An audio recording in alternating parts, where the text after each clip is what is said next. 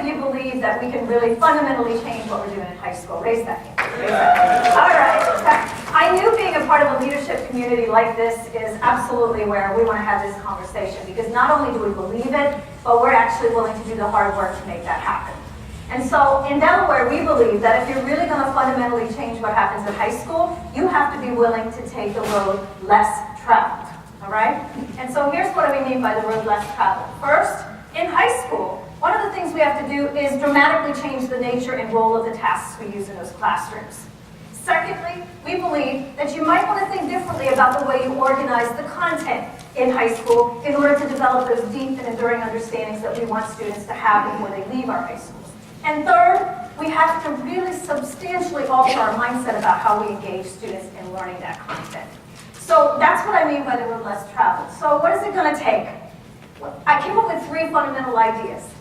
First, have face-to-face conversations with your stakeholders, your teachers, your specialists, your administrators, and you'll find that they're tired of stagnant test scores. They want something to change. You'll also find that unbeknownst to most people who really say these things about high school teachers, they want to work together to solve the problem. They want to engage students in meaningful learning, and they believe that principals have to be active participants in making that happen. So that's what we found out when we talked to teachers. We also found out they have some naive notions about how kids learn. You have 15 seconds to read this.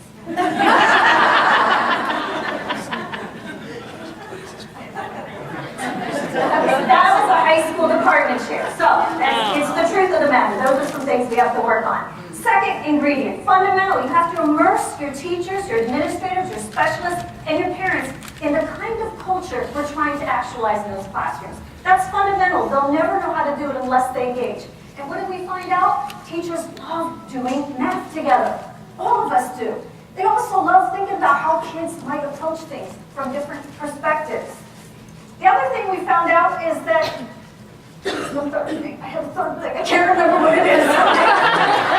This is it, isn't it wonderful? The third thing is you find out that if you make them go back to their classrooms and practice it, and you actually believe they can succeed, the affect they see in their students, that in and of itself will motivate the change. And you'll find out that pretty soon high school teachers start to say, wow, these tasks are great. I don't have great tasks like these in our curriculum. That's what happened in Delaware. And then they'll say, how can I teach differently if all I can do is follow a textbook that says step 1, step 2, step 3. So we use really rich, engaging, problem-based tasks to engage our teachers in how to think about teaching mathematics in ways that fully engages our students in the classrooms. And it has fundamentally changed the way we teach, or at least what we're working towards in Delaware. It's a work in progress, for sure. Third ingredient, build relationships. That's one of our administrators, by the way. Build relationships and empower stakeholders to motivate and sustain the new vision. My new motto is math, it does the body good, okay? So there she is. So I'm going to tell just a parent story. 8th grade accelerated. We didn't fight the battle, don't do it in 8th grade. We just said if you're going to do it, use problem-based materials in 8th grade. At a parent night, parents stood up and said, I love the problems my child's bringing home for homework. If they understand why you're trying to motivate the change, they will get behind you. Later, another parent stood up and said, why did it take this long for my child to be engaged and challenged in mathematics?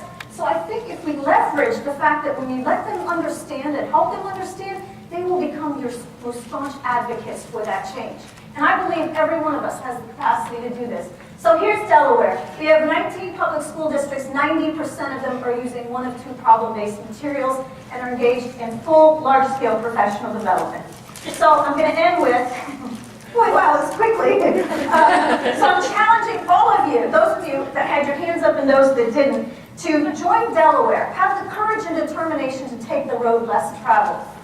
And in doing so, we think that you'll understand that if you did do this, the broad, well-traveled road to mediocrity has served only to perpetuate decades of math instruction that has failed to inspire the overwhelming majority of our students to love math, to pursue STEM-centric careers, and to see mathematics as useful in their daily lives.